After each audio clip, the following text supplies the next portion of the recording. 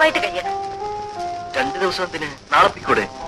ഇവിടെ 2 ദിവസം, പിന്നെ കോവളം, കന്യാകുമാരി. ചേട്ടൻ എന്താ ഇങ്ങനെ? അതും ഇത് ജീവിതത്തിൽ ഒരിക്കലല്ലേ ഉള്ളൂ. ആ, ഞാൻ ആദ്യം കുളിച്ചിട്ട് വരാം, പിന്നെ ചേട്ടൻ.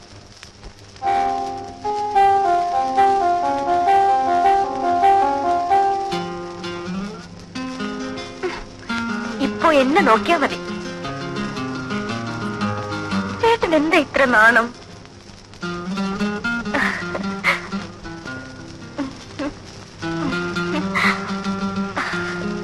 അമ്മ ഒരു കാര്യം പറഞ്ഞു. ഏതമ്മ? ചേട്ടന്റെ. എന്തു പറഞ്ഞു? പറയാം, ഇപ്പോഴല്ല, എങ്കിലും. ധൃതിയോ?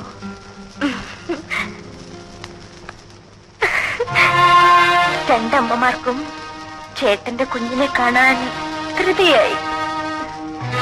നീ പോയി കുളിച്ചിട്ട് വരും.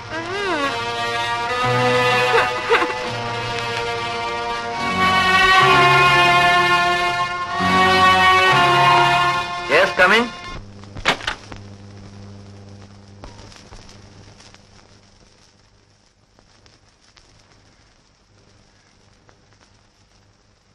ഇനി എന്തെങ്കിലും വേണമെങ്കിൽ ബെല്ലടിച്ചാൽ മതി. ശരി.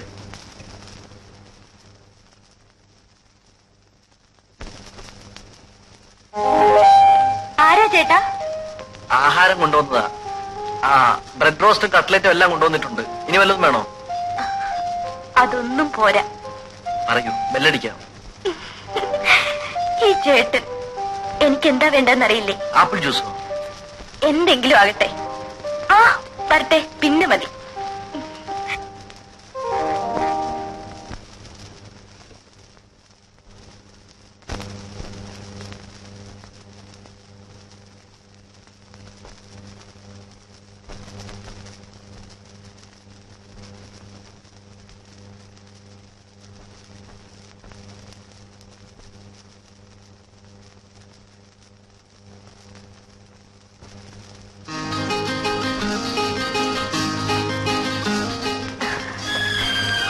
ഇപ്പോഴേ കഴിക്കണോ? ആ ജോലി തീരുമല്ലോ. ഇപ്പൊ വേണ്ട, കുറെ നടന്നതല്ലേ, നമുക്കൊന്ന് കിടക്കാം.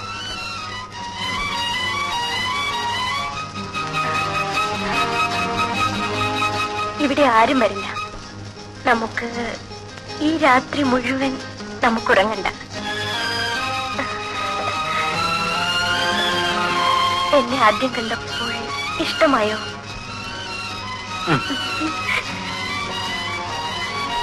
കല്യാണം കഴിക്കാൻ എന്തായിരുന്നു മടി?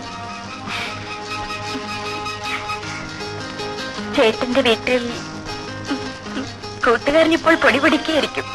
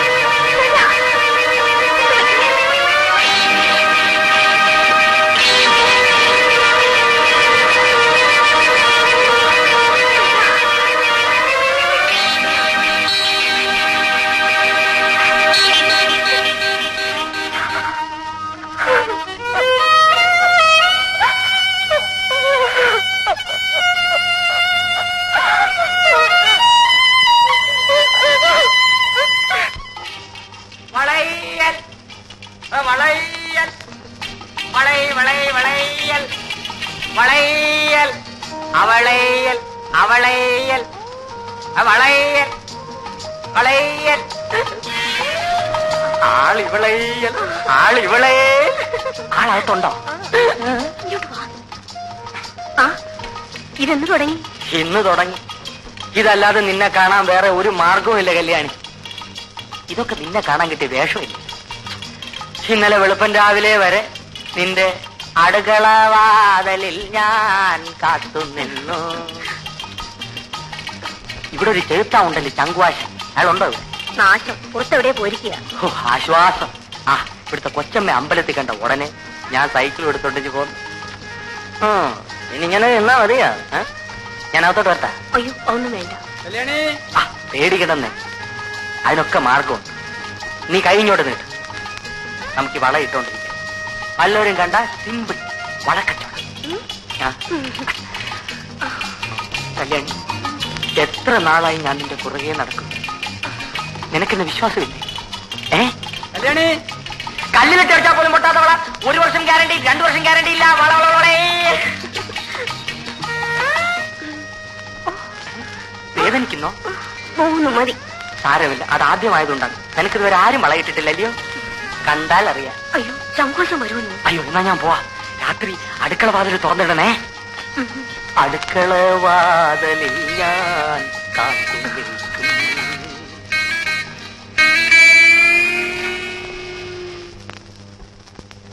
ഇന്ന് ഞാൻ വാതിൽ തുറക്കും.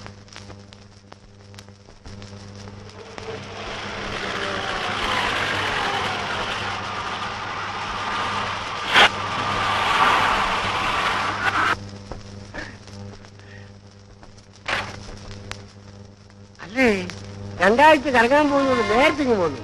എന്ത് പറ്റി? ആ ബാഗ് എടുത്തകത്ത് വെക്കും.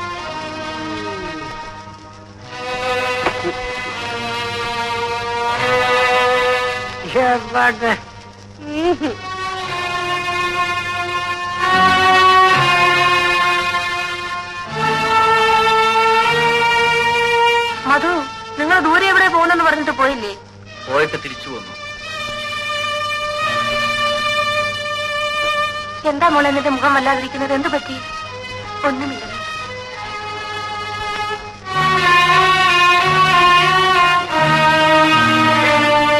ഈശ്വര, ഈ പിള്ളേർക്ക് എന്ത് പറ്റി?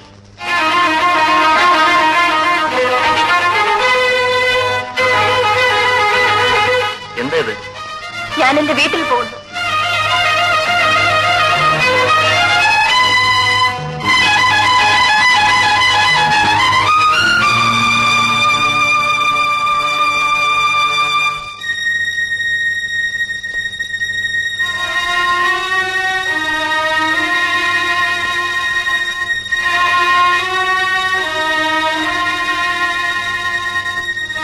ഞാൻ വീട്ടിൽ പോകുന്നെന്ന് പറഞ്ഞത് കേട്ടില്ലേ?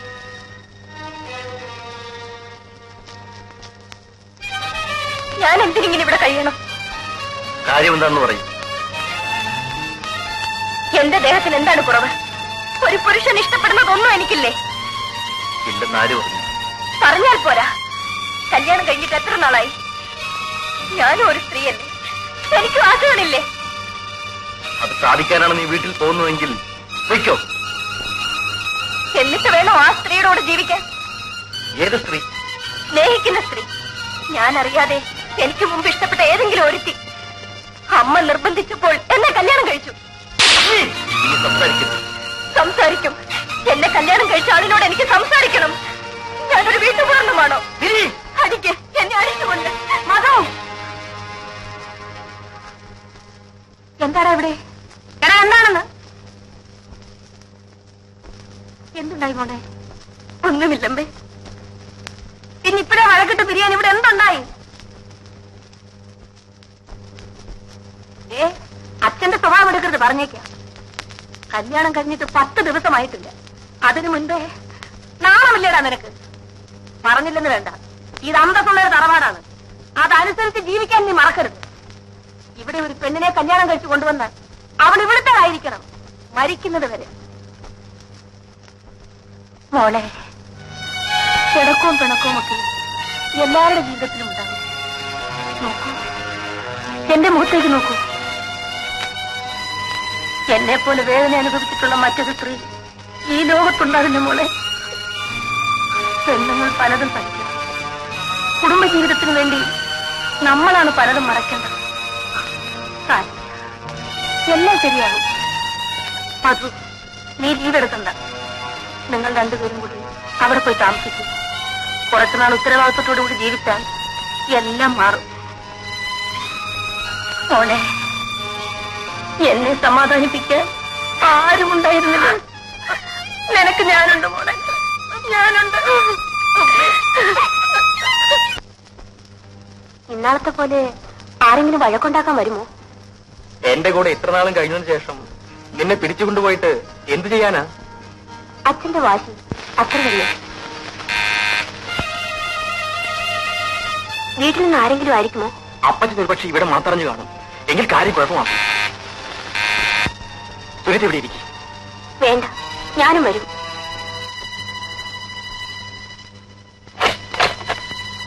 നീയാണോ ചതിച്ചല്ലോ പായ? നിന്നെ പോലെ 2 മാസമെങ്കിലും അത് ആഘോഷിക്കേണ്ടതാണ്. അതെ, നിന്റെ എത്രത്തോളമായി? ഉഗ്രൻ. അതിനിടയിൽ കൂടെ ഉഗ്രമായി ചണ്ടും. ആളിനെ കണ്ടിട്ട് അങ്ങനെ തോന്നുന്നില്ല. ഞങ്ങൾ തമ്മിലല്ല. അതെ, വീട് കിട്ടിയോ? അപ്പുറത്തെ വീട് ഒഴിഞ്ഞപ്പോ താക്കോൽ വാങ്ങിച്ചു.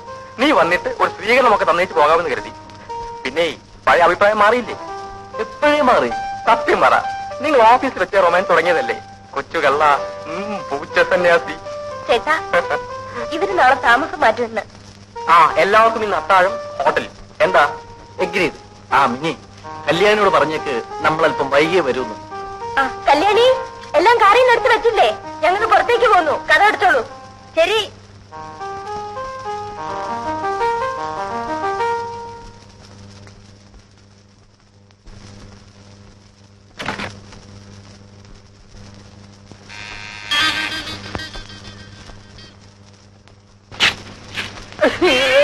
ഗോപാലൻ ചേട്ടൻ. ഗോപാലൻ ചേട്ടൻ.